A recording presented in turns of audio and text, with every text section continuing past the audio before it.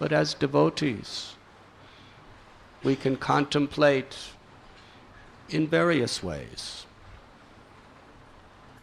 One is that you are all 1 year closer to death. That's a sobering meditation. When we're born, according to our karmic destiny, we have so many heartbeats, so many breaths, so many years to live. And now we are 1 year closer to death. So what are we doing with our time? How much value are we giving to each moment? That should be contemplated. People in the world take New Year's resolutions. We're beginning a year. Let us shed the mistakes of the past and let us have a determined ambition to achieve certain goals for our future. We should be doing this constantly. But any occasion that helps us to remember this is favorable for our Krishna consciousness. Whatever mistakes, whatever sins, whatever offenses we have committed in the past, if we sincerely beg forgiveness, with a great determination and a vow not to commit those bad habits again, that we will be forgiven. We will be purified. Dina hina yata chilo harinam udarilo tara sakshi jagai madhai. Jagai and Madhai are an example of this. They were cruel, sinful men, but they surrendered to Lord Chaitanya and Lord Nityananda. And Mahaprabhu, he said, I will forgive you for all the murders, all the cow slaughter, all the drunken liquor you consumed, all the women you raped, all the houses you burned down and robbed, all the terror you struck in people's heart. You'll be forgiven for everything you have ever done. You just have to vow that you will never, ever, ever do any of those things again. From this day on, you live a pure life in the association of devotees. You follow these regulative principles. No illicit sex, no intoxication, no gambling, no meat eating. You live as a humble servant of the Lord and his devotees. And you constantly hear the glories of the Lord and chant the holy name.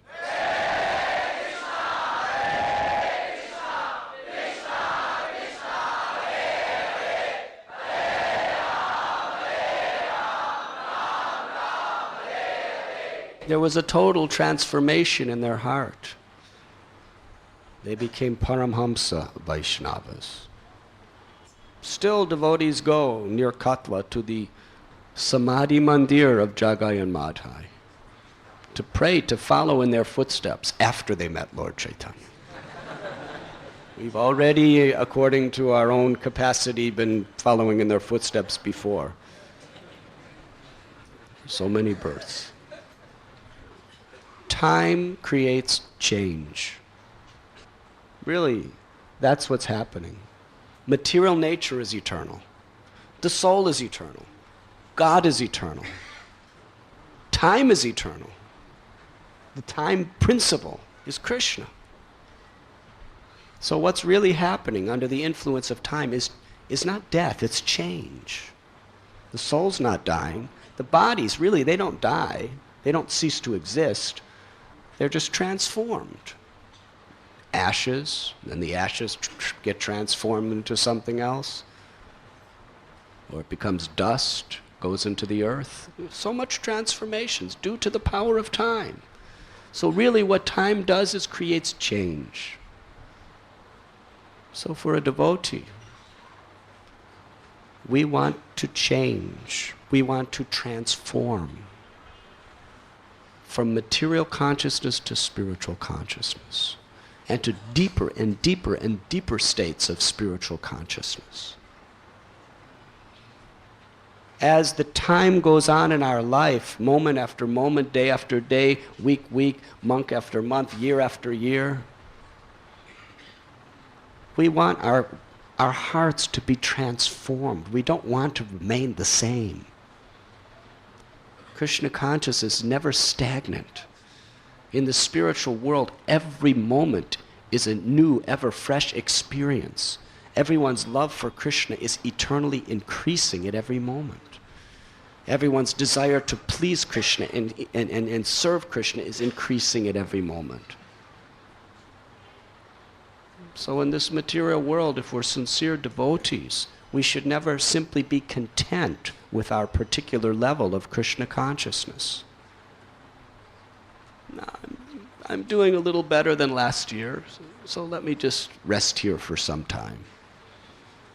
If you're not striving to improve, if you're not striving to go forward, then the current of material nature will force you to go backward. Trying to be Krishna conscious in this age of Kali is like swimming in a river upstream. The current is trying to bring you down to the ocean of birth and death, and you're trying to go to the source. The source of the Ganges is the lotus feet of Lord Krishna. We have to constantly be struggling and swimming upstream. If you stop, you don't remain where you are. You're forced to go down. Any moment, you're complacent, you're pushed down. That's the nature of material existence. Everything's going down. It's a law.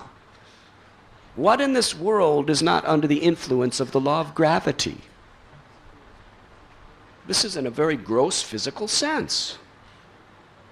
Everything in this world is being pushed down. You jump up, and what happens? You come down. Even Srila Prabhupada said even they put these Sputniks in, but then eventually they come down. You go on airplane, but when you run out of fuel, what happens? You come down. It's not, well, we have good momentum now, we don't need any more fuel. So the nature of this world is like the river, pushing downstream to the ocean of death. We must be striving for higher states of consciousness at every stage of our life. Time is changing everything. Let us at every moment be transformed into a more purifying, surrendered devotee of the Lord. That is what we should pray for. And our resolutions should be that which is favorable to bring us to the state of pure consciousness. Lord Chaitanya has made the path very joyful. You were listening to Radhanath Swami on devotionalnectar.com.